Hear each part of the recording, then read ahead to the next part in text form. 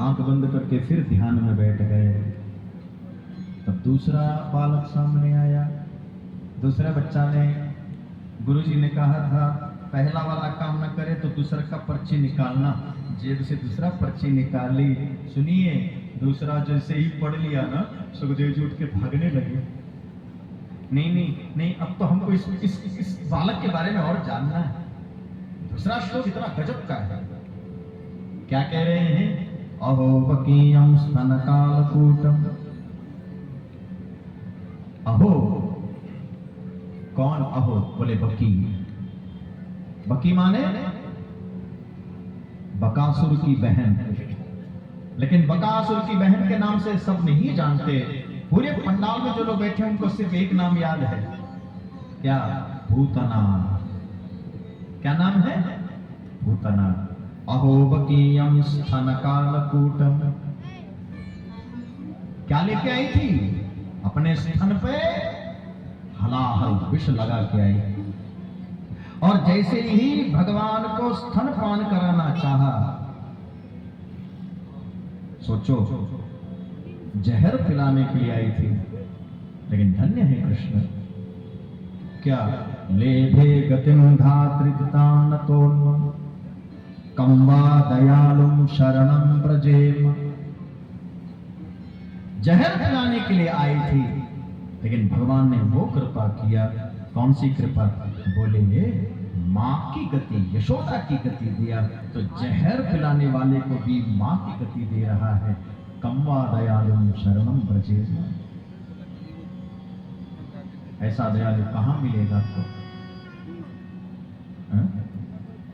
सुखदेव जी उठे, पिताजी के पास आकर के बोले, इस कृष्ण के बारे में और बताइए। इतनी करुणा, जो जहर पिलाने आया उनको भी मां की गति दी। तब सुखदेव जी को भगवान वेदव्यास जी ने 2 बार भागवत सुनाया। कितने बार? 2 बार। सुखदेव जी ने कहा मन नहीं भरा। महाराज एक बार सुनाया, मन नहीं भरा। एक बार पिताजी एक बार और सुनाई ना, मन लग रहा है। वेदव्यास जी ने दूसरी बार भागवत सुनाई। सुखदेव जी कह रहे मन नहीं भरा, और सुनाइए। वेदव्यास जी ने कहा ना। क्यों? बोले हमने तुमको 2 बार सुनाया, हाँ, वापस उसी जंगल में जाओ। क्यों? दिल में कृष्ण की स्थापना हो चुकी है। अब इस लीलाओं का तुम दर्शन करो। इसलिए पेड़ के नीचे बैठ करके हमेशा कृष्ण की उन लीलाओं का, जिन लीलाओं का मैंने श्रवण किया है, मैं नित्य निरंतर उन झांकियों को देखता हूं। बोलो वृंदावन बिहारी लाल। वो लीलाएं मैं नित्य देखता रहता हूं। आज मैया ने कृष्ण को खल से बांधा है। आज भगवान माटी खा रहे हैं। आज भगवान गोवर्धन उठा रहे हैं। जिन लीलाओं का दर्शन करना होता है, मैं आंख बंद करके देखने लगता हूं और इसी लीला में हमेशा लीन रहता हूं। परीक्षित, तुम्हें एक बात पता है क्या? ये शब्द लिख के ले लीजिएगा।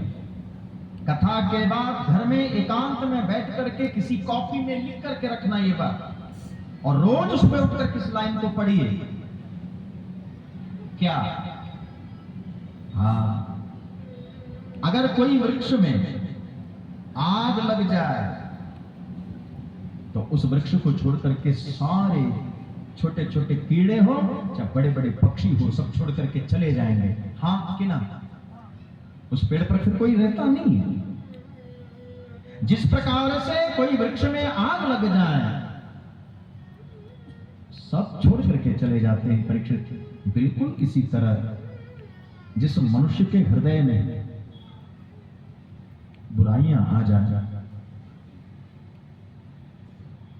बुराइयां आ जाएं, अवगुण आ जाएं, महाराज जी सारी देवी देवता उसको छोड़ करके भाग जाते हैं। पता है आपको, हम सब भगवान के बनाए गए हैं और इस गौशाला में भगवान राधा रमण सरकार विराजमान है। भीतर भागवत के गद्दी पर बैठा हूं। हम सबके भीतर ईश्वरीय गुण हैं। आप किसी भी महात्मा से चर्चा करें, हम सबको भगवान ने बनाया है, अपना गुण से बनाया है। हम कोई शैतान के संतान नहीं है, ईश्वर के संतान है, तो गुण भी ईश्वर का है।